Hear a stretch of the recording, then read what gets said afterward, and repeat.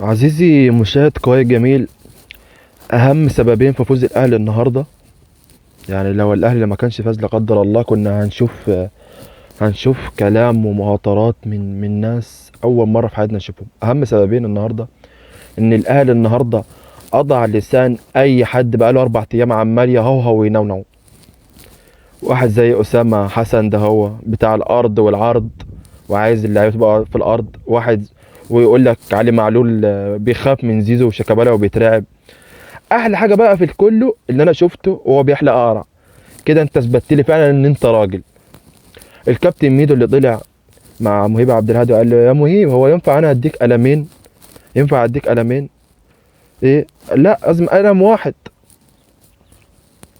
الزمالك اخد قلم من بيراميدز، ما يقدرش ياخد قلم من الاهلي. ايه رايك يا كابتن ميدو في ال3 اقلام اللي خدها على وشه، والتصريحات اللي كنتوا طالعين تتكلموا فيها في قناه نادي الزمالك، والزمالك يقدر واحنا بطل الدوري سنتين؟